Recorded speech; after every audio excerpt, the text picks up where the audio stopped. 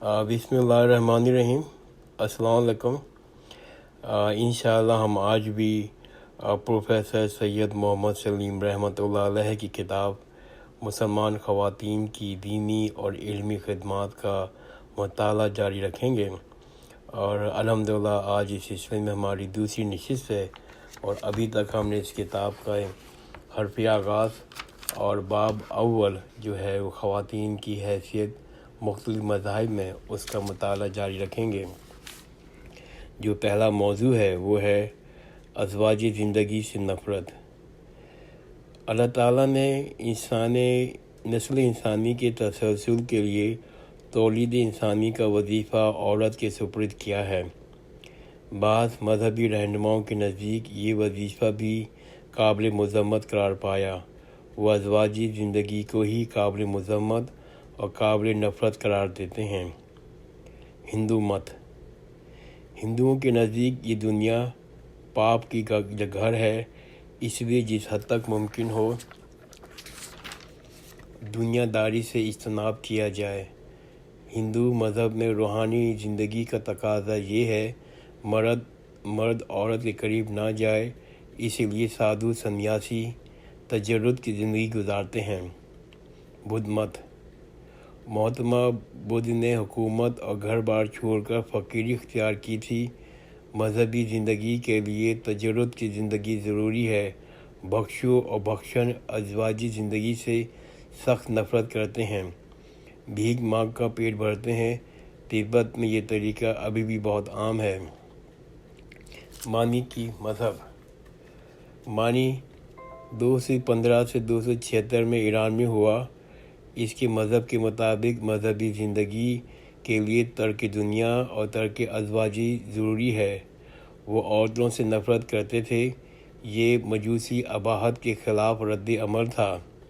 مانی کو کباخر نے 276 میں قتل کرا دیا۔ مسیحت۔ مسیح پادری کی ایک کانفرنس سینٹ آف الویرا ہسپانیہ میں 305 ہجری میں منعقد ہوئی تھی۔ اس کانفرنس میں پادریوں کے لیے اور ننس کے لیے مجرد زندگی گزارنا لازمی قرار دیا گیا۔ کیتھولک مذہب کے نزدیک آج بھی اس پر عمل پیرا ہیں۔ مغربی تہذیب۔ موجودہ یورپ نے مسیحیت کو بالکل مذہب کو ہی رد کر دیا، لادینیت کا مسلک اختیار کر لیا ہے۔ انہوں نے عورت کو آزادی دے دی ہے۔ اب عورت ہر طرح کے مرد کے مساوی ہے۔ اس مساوات کی حقیقت پر غور کرنا چاہیے۔ قدرت نے عورت کو تولید انسانی اور پرورش انسانی کے نہایت اہم فریضہ سپرد کیا ہے۔ وہ آج بھی عورت ہی ادا کرتی ہے۔ مرد ان کاموں میں عورت کا ہاتھ بٹا نہیں سکتا۔ قدرت نے مرد کو خارجی امور کے لیے پیدا کیا ہے، اور خارجی امور ہی اس کے سپرد کیے گئے ہیں۔ اس لیے عورت مرد میں فرائض زندگی کا تقسیم مساوی ہے۔ مغربی مرد نے مساوات کا نعرہ لگا کے عورت کو گھر سے باہر نکال دیا، ملازمت اور کاروبار میں اپنے ساتھ شامل کر لیا۔ خارجی معاملات میں عورت اب مرد کا ہاتھ بٹاتی ہے۔ اس طرح عورت پر 1.5 حصے کا بوجھ آن پڑا، مرد کے حصے میں آدھا حصہ کا بوجھ رہ گیا، جبکہ سابقہ قدرتی تقسیم میں عورت اور مرد پر مساوی ذمہ داری تھی۔ اسلام میں عورت کی حیثیت۔ ساری دنیا میں جب عورت کی یہ حالت تھی، اس وقت اسلام نے عورت کو عزت بخشی۔ اس نے عورت کے متعلق معاشرے میں رائج تمام پست افکار و تصورات کو رد کر دیا۔ بحیثیت انسان، اسلام نے مرد اور عورت کے درمیان کوئی تفریق نہیں کی۔ دینی درجات اور مراتب حاصل کرنے کے لیے دونوں کے درمیان یکساں میدان عمل ہے۔ قرآن شریف میں فرمایا، اللہ تعالیٰ نے قرآن شریف میں فرمایا، بے شک مسلمان مرد اور مسلمان عورتیں، مومن مرد اور مومن عورتیں، فرمانبردار مرد اور فرمانبردار عورتیں، راست باز مرد اور راست باز عورتیں، خشوع کرنے والے مرد اور خشوع کرنے والی عورتیں، خیرات کرنے والے مرد اور خیرات کرنے والی عورتیں، روزے دار مرد اور روزے دار عورتیں، شرم گاہوں کی حفاظت کرنے والے مرد اور شرم گاہوں کی حفاظت کرنے والی عورتیں، خدا کو بکثرت یاد کرنے والے مرد اور بکثرت یاد کرنے والی عورتیں، ان سب کے لیے اللہ تعالیٰ نے مغفرت اور اجر عظیم تیار کر رکھی ہے۔ آخرت میں اجر و ثواب پانے کے نقطہ نظر سے عورت اور مرد میں کوئی فرق نہیں ہے۔ معاشرے میں اسلام نے عورت کو مستقل بذات شخصیت عطا کی۔ عورت کسی مرد کا ضمیمہ نہیں ہے۔ شادی سے قبل بھی وہ حضرت عائشہ اور حضرت فاطمہ رہتی ہیں، شادی کے بعد وہ عائشہ اور فاطمہ رہتی ہیں۔ وہ اپنا تعارف عائشہ زوجہ محمد صلی اللہ علیہ وآلہ وسلم سے نہیں کراتی، بلکہ وہ عائشہ بنت ابی بکر سے کراتی ہیں۔ فاطمہ زوجہ علی سے نہیں کراتی، بلکہ فاطمہ بنت محمد صلی اللہ علیہ وسلم سے کراتی ہیں۔ مرد اپنے اعمال کا ذمہ دار ہے، عورت اپنے اعمال کی ذمہ دار ہے۔ فرعون خدا کا باغی تھا، وہ دوزخ میں جائے گا۔ اس کے گھر میں زندگی گزارنے والی آسیہ خدا کی فرمانبردار بندی تھی، وہ جنت میں جائے گی۔ 1500 سال قبل اسلام نے عورت کو باپ کے طریقے میں وراثت دلایا اور عورت کو ذاتی مملکت رکھنے کا حق دیا۔ معاشرے میں عورتوں کی 3 حیثیتیں ہیں: ماں، بیوی اور بیٹی۔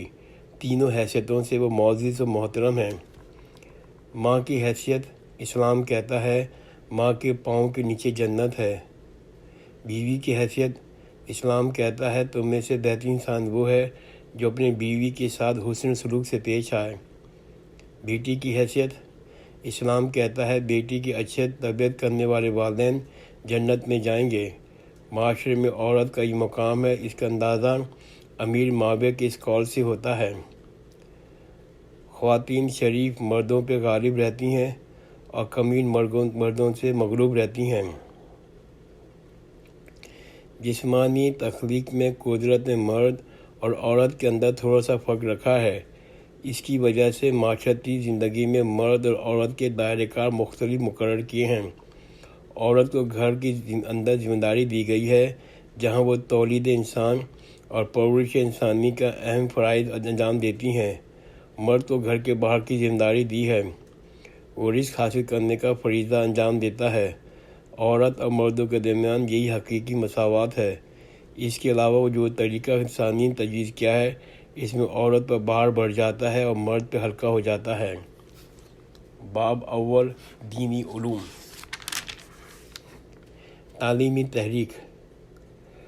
عرب میں اسلام سے قبل تعلیم و تدریس کی کوئی روایت موجود نہ تھی۔ عرب میں تعلیم کی تحریک نبی کریم صلی اللہ علیہ وآلہ وسلم نے جاری فرمائی۔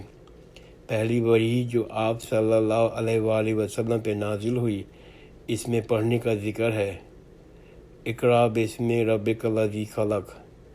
اور دوسری وحی آپ صلی اللہ علیہ وآلہ وسلم پہ نازل ہوئی، اس میں قلم اور لکھنے کا ذکر ہے: نہ وقلم وما یسطرون۔ اس لیے لکھنا پڑھنا اسلامی تہذیب کا خاص امتیاز ہے۔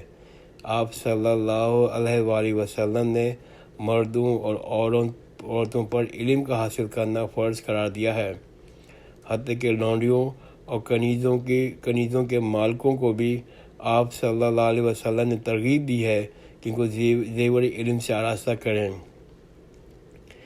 عمومی تعلیم کی یہ وہ تحریک تھی جس سے سارے عرب کو ایک مدرسے میں تبدیل کر دیا تھا۔ ہر جگہ تعلیم و تعلم، درس و تدریس کا چرچا رہتا رہا۔ اس تحریک نے قلیل سی مدت میں آبادی کے غالب حصوں کو، مردوں اور عورتوں کو خواندہ اور تعلیم یافتہ بنا دیا۔ آج کے امیری دور میں بڑی بڑی حکومتیں عظیم و شان ذرائع اور وسائل کے ساتھ اور مربوط منصوبہ بندی کے ساتھ عمومی تعلیم کی تحریک جاری کرتی ہیں، پھر بھی ان کو خاطر خواہ کامیابی حاصل نہیں ہوتی۔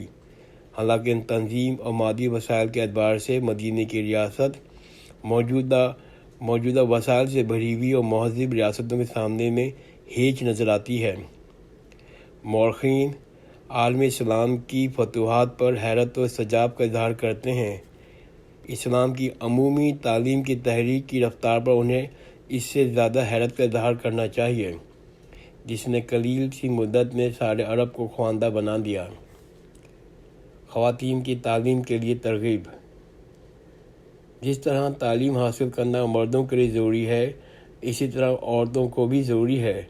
خواتین کی تعلیم کے سلسلے میں حضور اکرم صلی اللہ علیہ وآلہ وسلم نے ارشاد گرامی ہے، علم حاصل کرنا ہر مسلمان مرد و عورت پر فرض ہے۔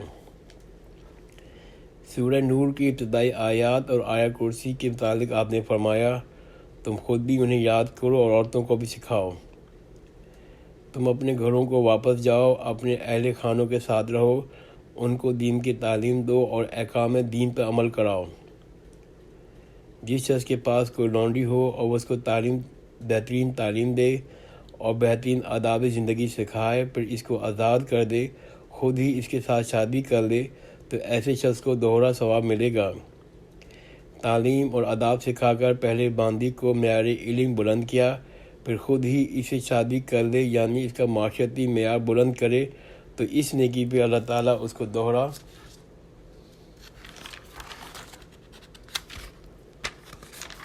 ثواب دیں گے۔ حضور اکرم صلی اللہ علیہ وآلہ وسلم نے اپنے تبلیغی پروگراموں میں خواتین کی تعلیم کے لیے ایک دن مخصوص کر دیا تھا۔ اس دن صرف خواتین آپ صلی اللہ علیہ وآلہ وسلم کی خدمت میں آتی تھیں اور ہر قسم کے سوالات دریافت کرتی تھیں۔